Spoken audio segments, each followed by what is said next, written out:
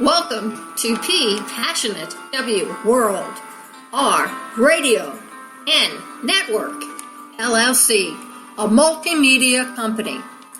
Ann Arbor, Michigan, Boston, Massachusetts, Liverpool, England, Melrose, Florida, Los Angeles, California, Fullerton, California, Washington, D.C., Chicago, Illinois are one of the many broadcast homes of PWRN, a multimedia company. The world in your hands. And now, without further ado, let me present to you one of our many hosts and their programs.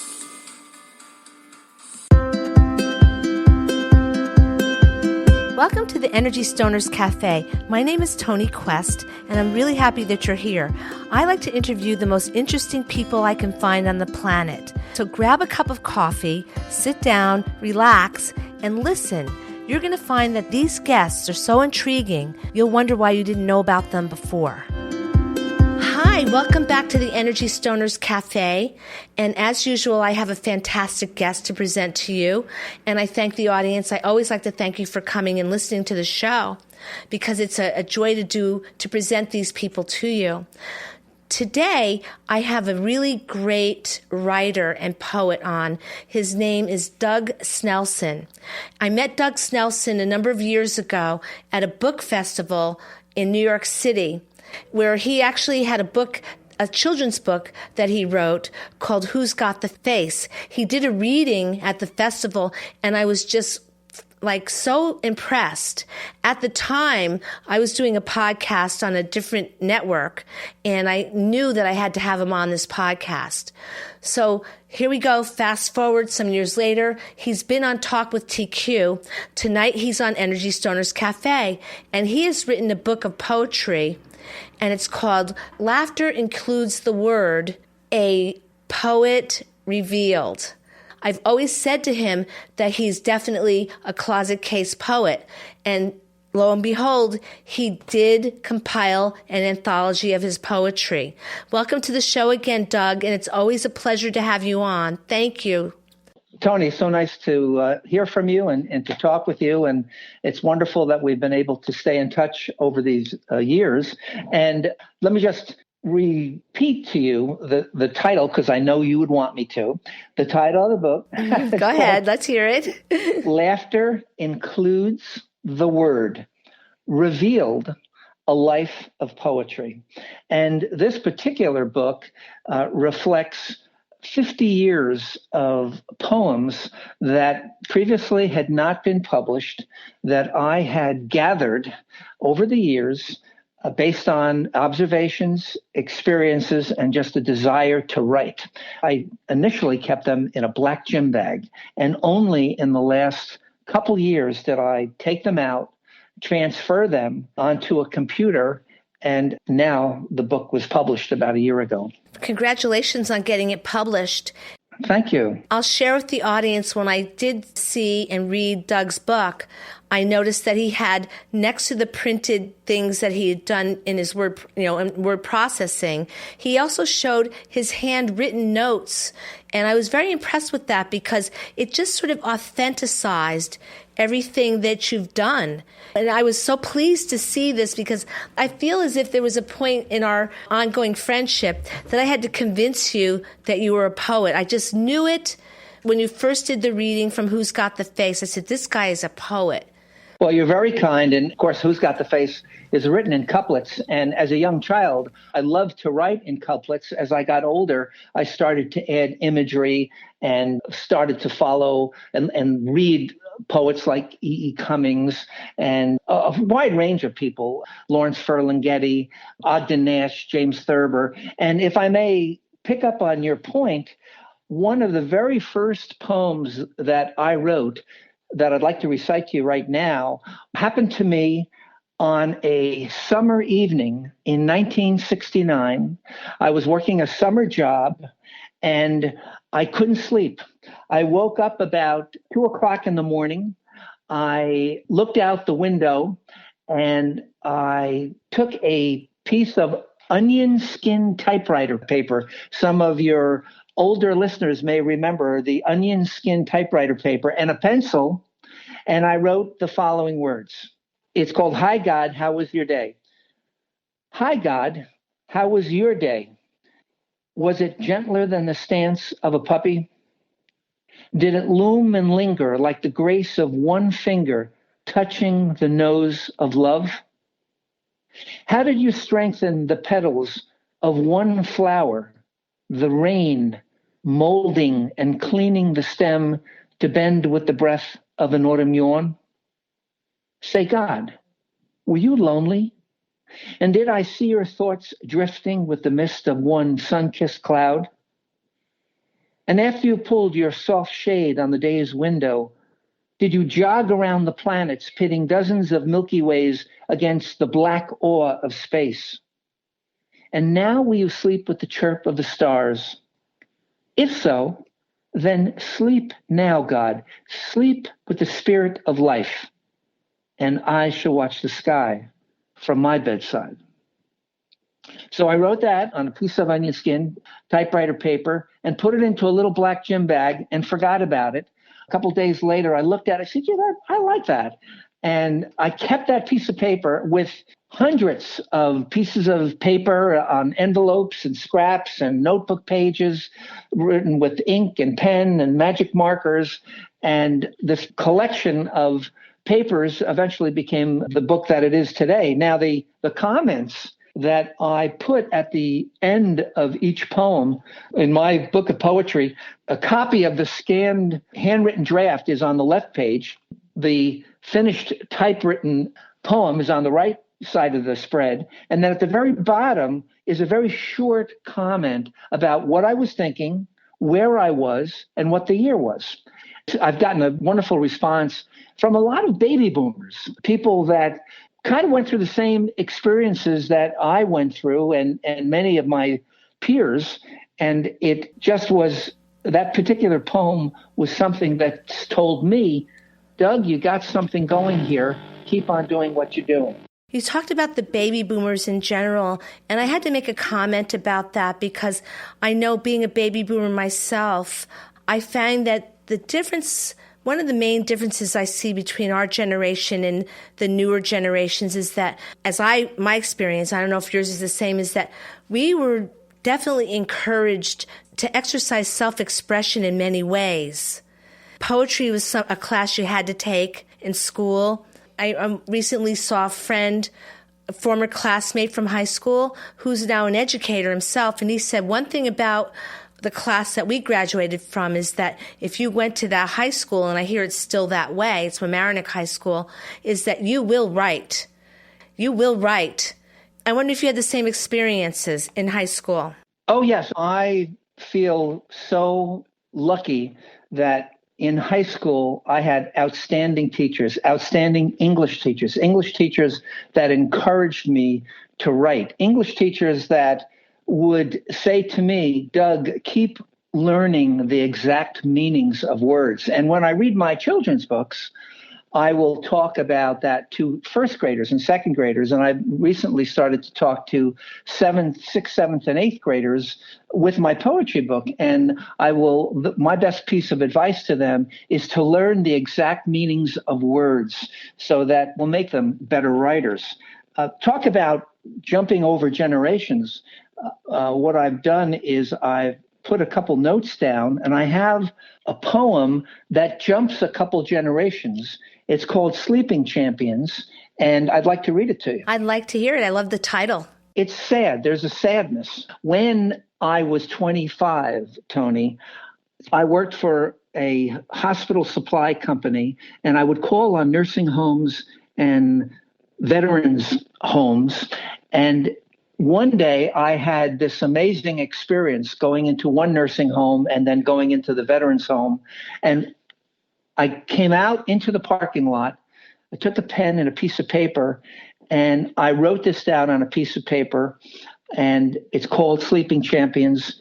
And eventually this happened to my mother and my father, and now it's happening to friends of mine. So it goes like this.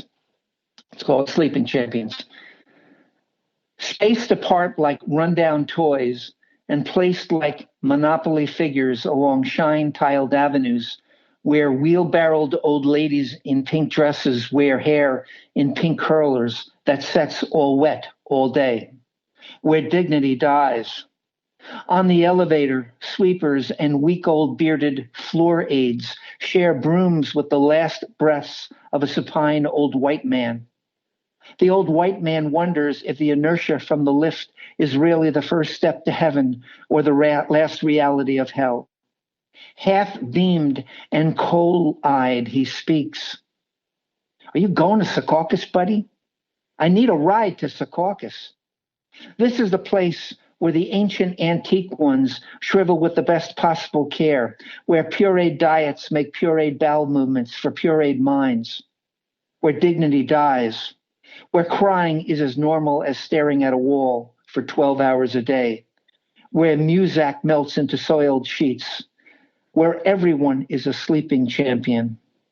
And so, at last, the old white man returns to a distance, with rosaries in his brains and blotched skin stains. His hair is silver sparse. Life is no longer a farce. For him, dignity dies. That's it. There's no uplift on that one. That's a pretty powerful, but these are observations. I never limited myself to what I was going to write. If there was an experience that made an impact onto me, even the smallest experience, I often and still do with my writing. Another one, when I was in high school now, back to high school, before I read Hi God, a mosquito landed on my sleeve. Oh, I remember reading this one. Well, everybody likes this poem. All these poems, and everybody likes this one. But let me read it because it has sort of a lyrical quality, and there is a point to it. It goes like this. A mosquito landed on my sleeve. I frowned at it. It wouldn't leave. It jumped onto my left shirt pocket. I waited for a chance to sock it. I knew it wanted precious blood. I thought I'd make mosquito mud. I looked at it. It looked at me. It preyed upon my left leg knee. I raised my hand with silent calm. I told mosquito the 2-3 psalm. It must have sensed my downward will. It buzzed at me, thou shalt not kill. It flew away, the end of caper. I wrote it down upon this paper, and as I strained for words to sort, it bit my neck and took a quart. The moral for you blessed discreet Joes, don't ever trust religious mosquitoes. I like that one. And it's funny because there are people on this planet that would never even swat a fly. And it is, I guess, well, I'm not going to wax philosophical on it, but I would kill it. I would have killed it faster. I'm just saying he would have been gone after the first half stanza. He would have been finished. He'd be a goner. Yes. I'm just saying. My poems are less than a page, and I was always enamored by back to school in English class, Ogden Nash, James Thurber, these authors and E.E. Cummings for that matter, Richard Brannigan is one that I'm thinking of right now. Richard Brautigan was his name, from the 70s. And they could write 2 or 3 sentences, and they would be short sentences, and they would capture something that made you smile, was often humorous. And I have a few of those in the book, and I'd like to read 2 or 3 of those to you right now. Okay. First of all, because I tend to write couplets, I had to write the following poem, and it's called I Like to Rhyme. It goes like this. I like to rhyme half the time, and when I do, it sounds lousy.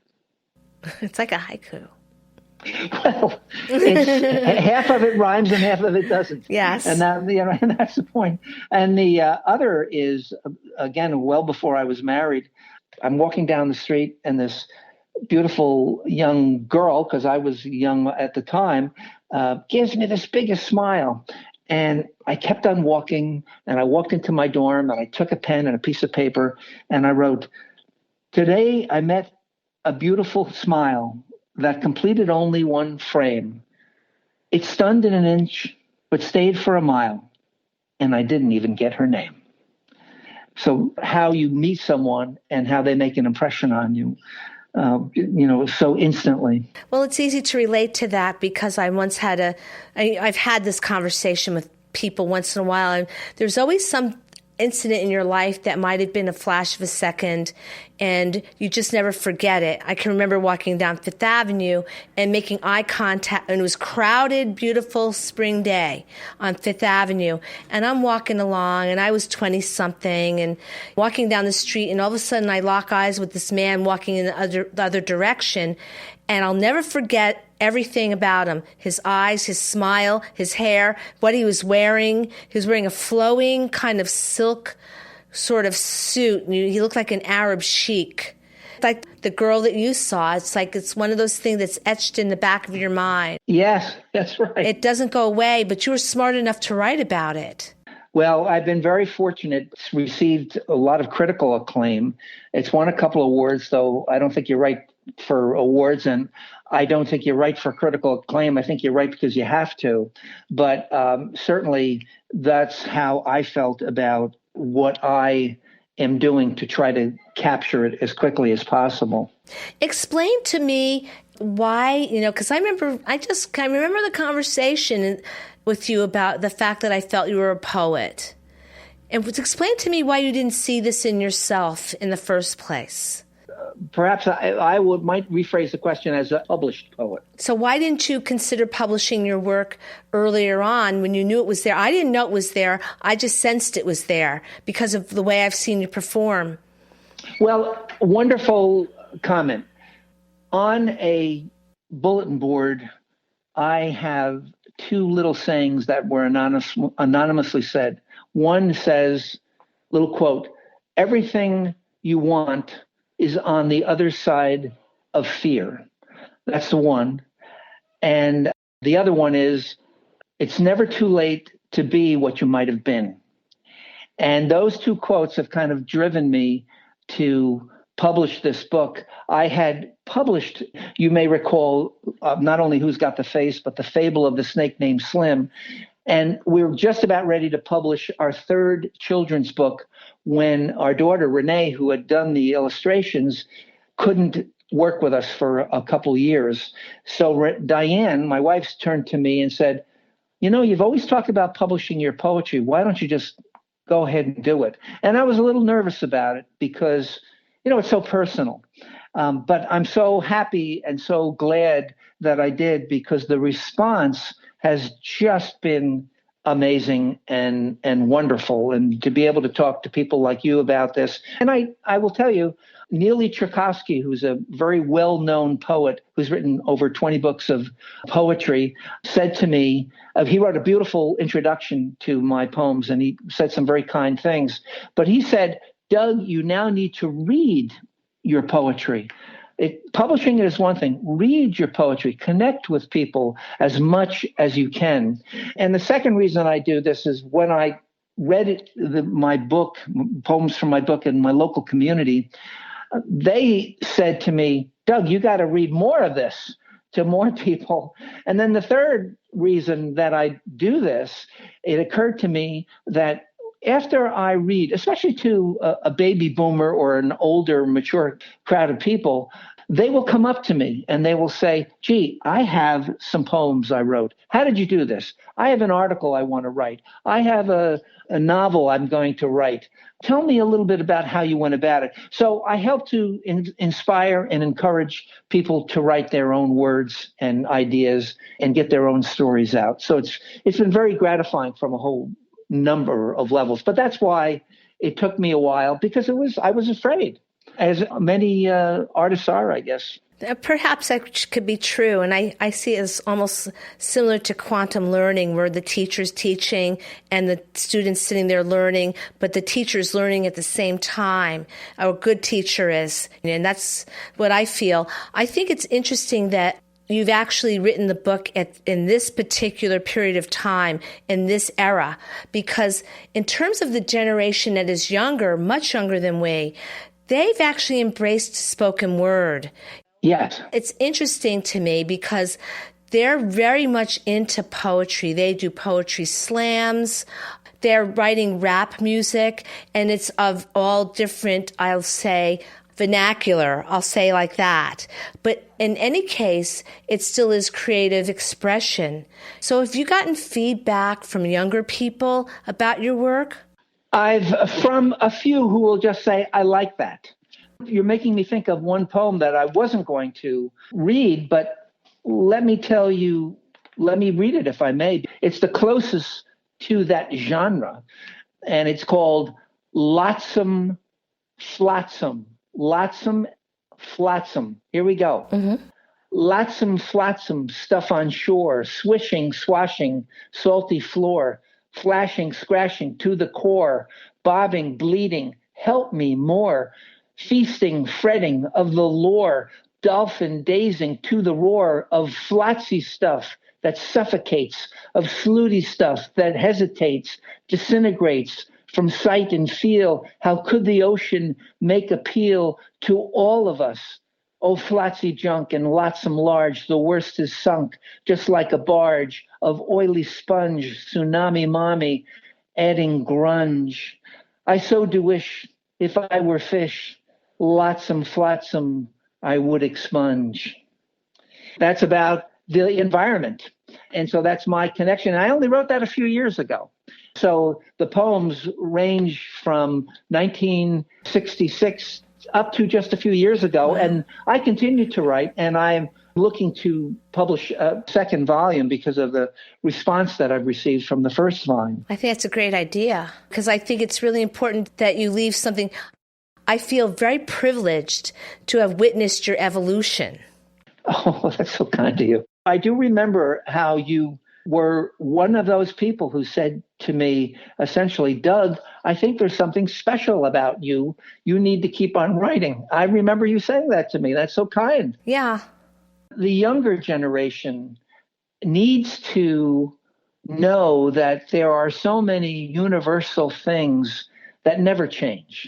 I have a feeling there's going to be a lot of poetry coming out over what we're going through right now. I didn't really date this particular podcast, but I'll just share with the audience that we're doing this on March 19th, 2020. And so I think there's going to be a lot of poetry coming out of this. I anticipate it because I've written a one or two in a couple of languages, as a matter of fact, based on what's going on now. But getting back to your situation and your book, I think that we really need the levity of poetry right now.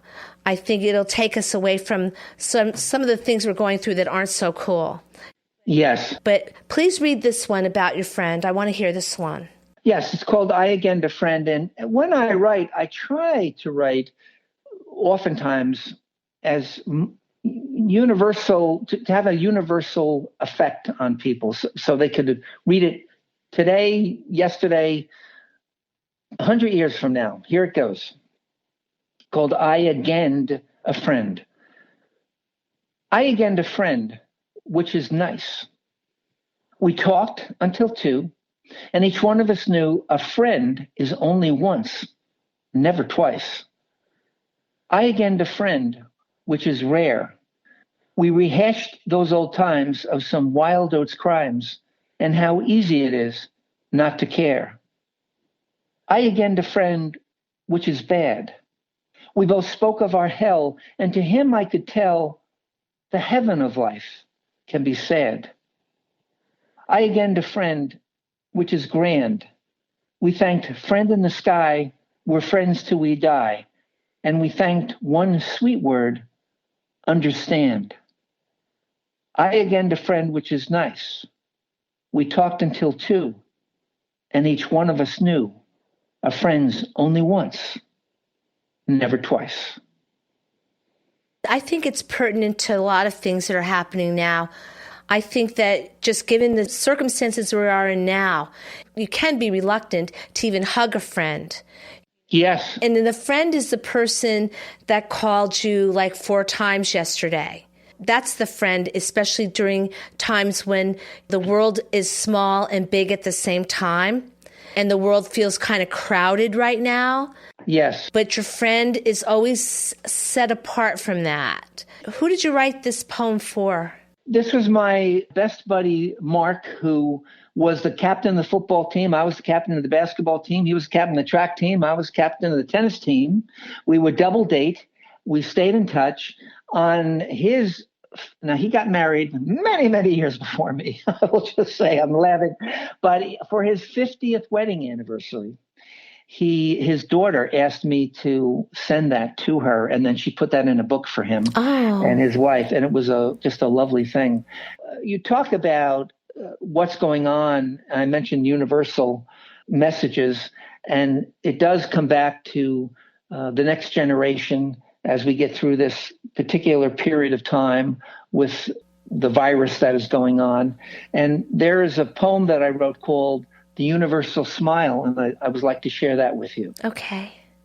The Universal Smile.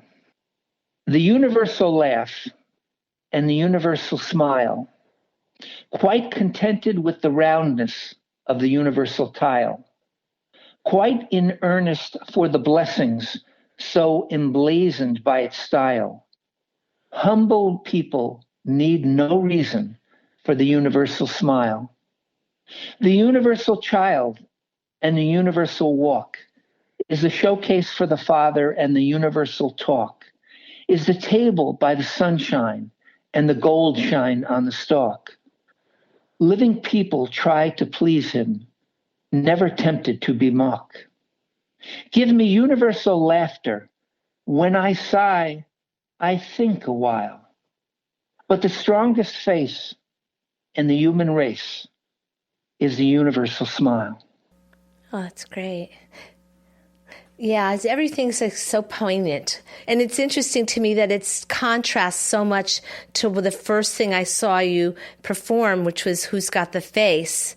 But yet it's still you, Doug? I go to over 55 communities often. I mean, I'll read anywhere, but I've gotten a lot of interest, I said, from the baby boomer generation. Now, I'll bring my two children's books, and I'll bring the poetry book.